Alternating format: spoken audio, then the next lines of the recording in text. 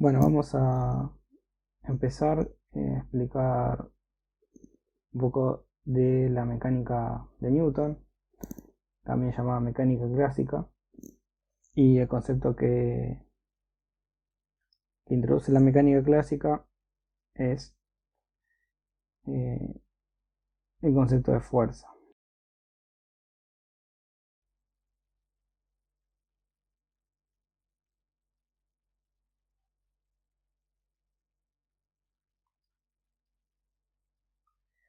El concepto de fuerza, de alguna manera, nos dice, o sea, da una descripción de lo que son las interacciones, ¿no?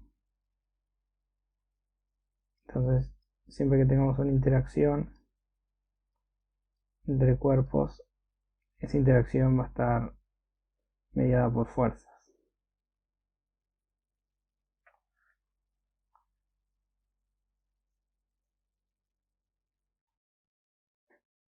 Al trabajar con fuerzas, es importante destacar que eh, nosotros vamos a trabajar con vectores.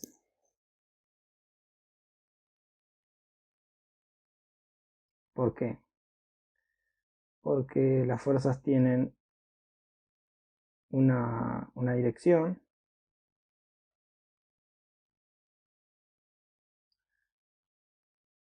también tienen una magnitud, tienen un punto de aplicación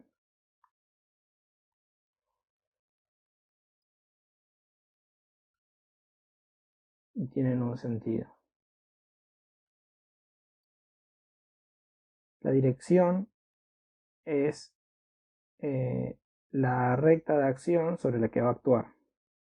O sea, vamos a tener una recta, las fuerzas actúan en línea recta, esa recta es la dirección. La magnitud es el valor numérico, propiamente dicho, es el valor que va a tener. Nosotros vamos a trabajar en Newton,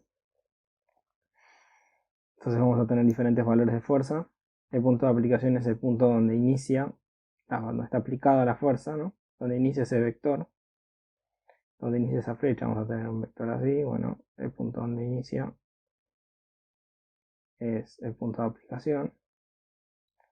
Bueno, esto es el valor numérico, ya dije, ¿no? El numérico.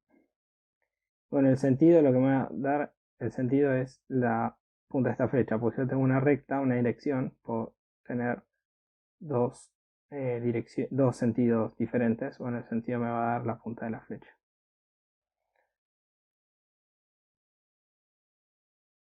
Entonces, ¿cómo se miden? Bueno, para medir fuerzas,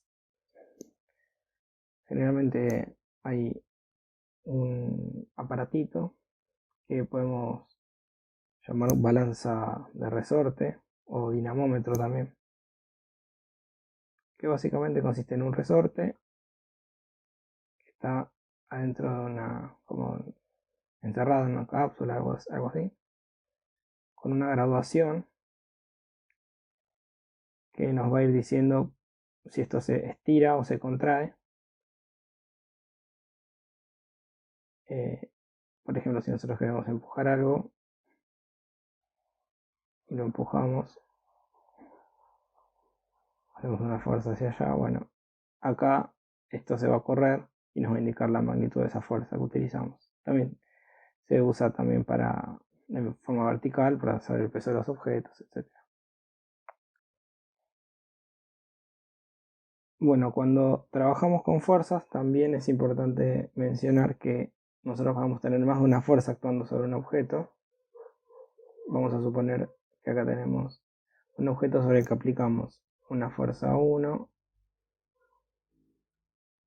y otra fuerza 2 en cualquier otra dirección.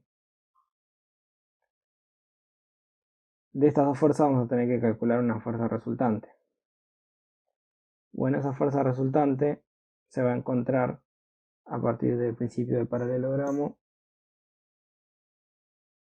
que consiste en llevar una paralela a esta fuerza en el extremo de la fuerza 2 y una paralela de la fuerza 2 al extremo de la fuerza 1, y en la intersección de ambas paralelas, ahí vamos a encontrar la fuerza resultante.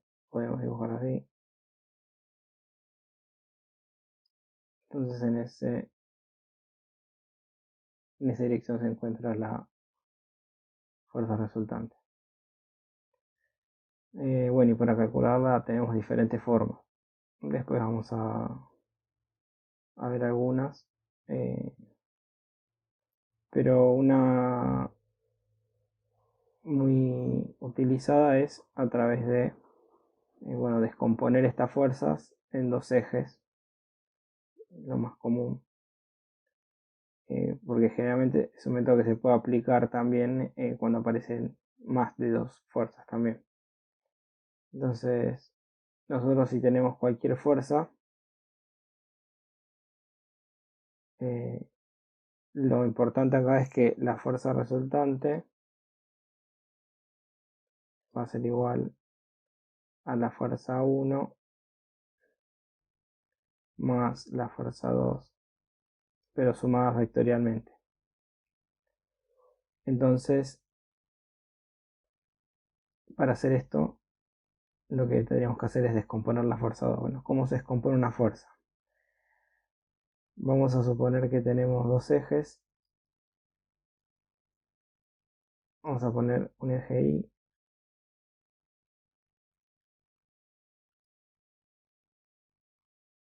y un eje X.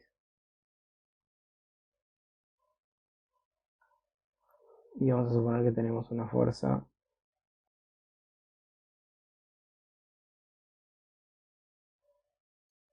y bueno, esa fuerza va a tener una componente en el eje X que vamos a llamar F sub X, ese es el eje X, y una componente en el eje Y que vamos a llamar Fi. Y esta fuerza vamos a tener que conocer el ángulo en el que está aplicado. Sabiendo esto, bueno, la fuerza en X se puede averiguar como F por el coseno del ángulo. El coseno del ángulo, ahí está.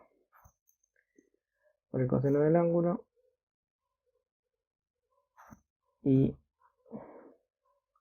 la fuerza sub I se puede encontrar como F por el seno del ángulo.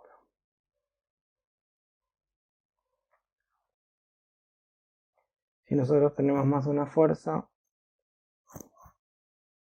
lo que vamos a tener es que la suma de las fuerzas en X se va a calcular como sumas de estos términos, o sea, como F1 por coseno del ángulo más, o sea, este es un ángulo 1 más una fuerza 2 por el coseno del ángulo 2 y así, o sea, es como si tuviéramos otra fuerza acá, entonces esta fuerza 2, esta sería la fuerza 1 y esta fuerza 2 también tendría su componente y cada fuerza que nosotros tengamos acá va a tener su componente en X y también va a tener su componente en Y. Por lo tanto, la suma de fuerzas en Y también se va a calcular como F1 por el seno del ángulo 1 más la fuerza 2 por el seno del ángulo 2 y así.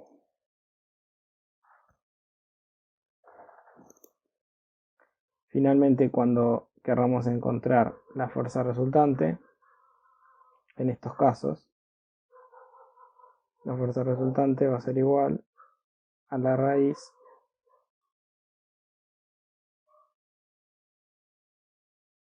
de